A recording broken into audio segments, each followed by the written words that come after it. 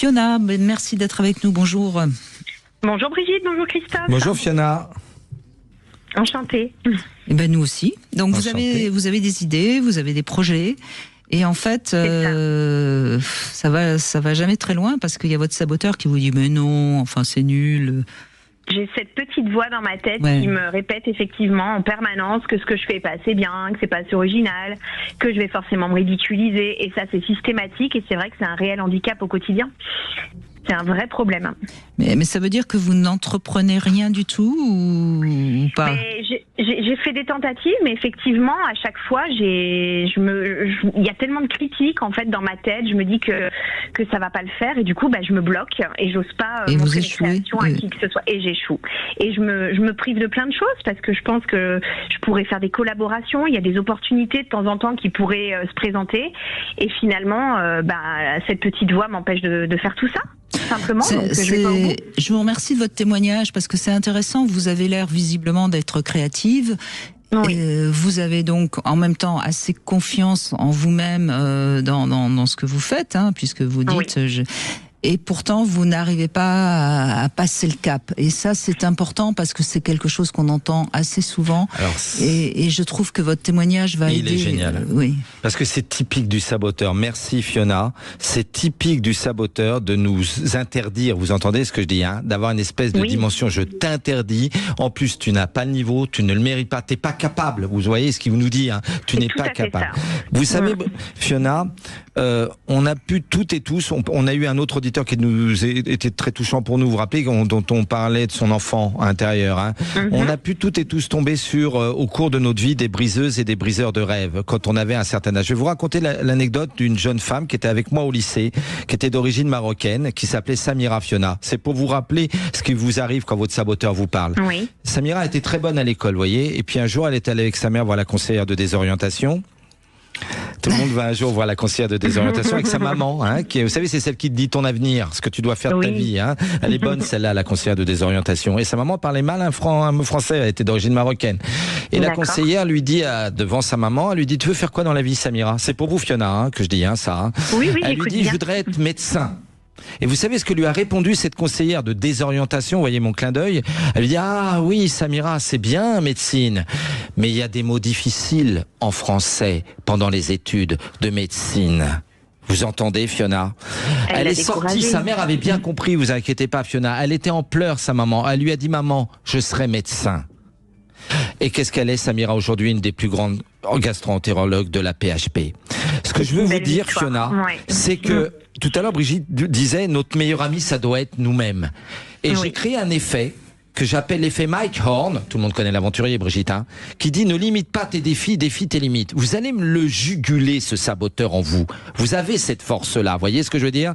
Parce qu'en fait, ce saboteur en vous, c'est comme la conseillère de désorientation. Elle a faux, il a tout faux, Fiona. Il a tout faux et vous allez être Samira. Vous m'entendez? J'y repenserai en tout cas, ça va m'aider, je pense.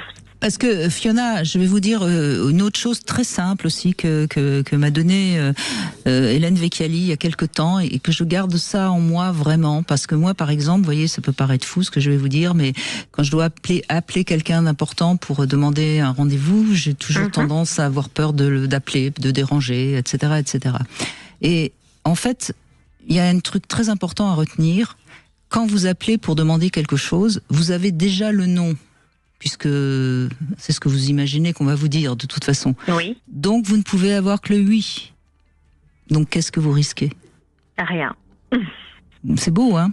C'est magnifique, Brigitte. Complètement, ça fait réfléchir. Et Fiona, il y a toujours cette idée dont je parlais tout à l'heure, de courir vers son risque, dont parlait René Char. Entrer en zone de risque, parce que vous savez pourquoi? Parce que c'est votre zone de progrès. Les Américains, ils l'appellent la learning zone. Dès que ça vous fait un peu peur et que vous entendez cette sempiternelle voix qui vous dit « je t'interdis, tu le mérites pas, n'y va pas plus loin », allez-y un petit peu. Vous parlez, Brigitte a parlé des petits pas tout à l'heure, vous vous rappelez? En donnant des petits exercices. Donc allez-y et c'est là que vous allez le juguler, ce saboteur. Moi, je vous conseille déjà, Fiona, de regarder dans vos idées, dans vos projets, dans vos envies, qu'est-ce qui vous plaît le plus et qu'est-ce qui vous ressemble le plus. Vous allez déjà de vous à vous, hein, donc là vous risquez rien puisque c'est de vous à vous. Hein, Bien sûr. Bon. Et le truc qui vous plaît le plus, qui vous correspond le plus, vous le choisissez et à partir de ce moment-là, eh bien vous allez le montrer à quelqu'un. Ouais. Et vous avez déjà le nom, vous pouvez avoir que le oui. Non, mais c'est complètement vrai. C'est vrai que je pense que ça va mûrir tout ça. Parce que ça va m'aider. Parce que j'ai besoin de dépasser, en fait, tout ça. Il faut me dépasser. Il faut aller de l'autre côté de la rue en fait. Et c'est très compliqué. C'est très compliqué parce que si vous avez eu une maman qui vous tenait la main et qui vous disait fais attention, tu vas tomber, tu vas te faire mal. Vous savez, on dit toujours que les parents doivent protéger leurs enfants, mais la surprotection c'est aussi mauvais que le reste. Et je sais pas, mais j'ai plutôt l'impression qu'on vous a peut-être un peu surprotégé, vous. Je sais pas si je me trompe. Peut-être. J'avais pas analysé les choses, mais peut-être que c'est ça, effectivement, et ça expliquerait la situation actuelle. Oui. Mais dites-vous bien que c'est momentané, on est bien d'accord, hein? Tout est mouvant, c'est une traversée. La Fiona de demain, elle sera pas pareille. Déjà, elle n'est pas la même là après notre intervention, vous voyez? Ah bah clairement. Mais faites-vous accompagner, faites des stages, des coachings, ce que vous voulez, des thérapies, parce que l'aide est importante, Fiona.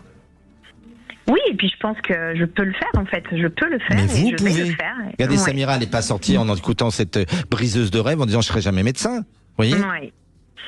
Et vous savez, Samira, les winners pensent qu'ils subissent leur vie. Non, c'est le contraire. Les perdants pensent qu'ils subissent leur vie, les gagnants pensent qu'ils construisent leur vie. Ils tiennent les rênes. Vous tenez les rênes. Alors on va vous faire un cadeau, vous êtes prête? Vous n'êtes pas une victime, Fiona. Vous êtes une victoire. Oh, c'est beau. Oh, je retiens.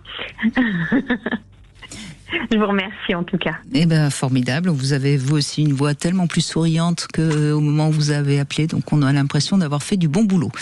Merci Fiona. On fait une petite pause. On va conclure dans un instant avec Nicolas qui a envie aussi de parler de son saboteur, mais qui peut-être il a su quand même un petit peu le saboter, son saboteur. Je vous raconte ça dans un instant.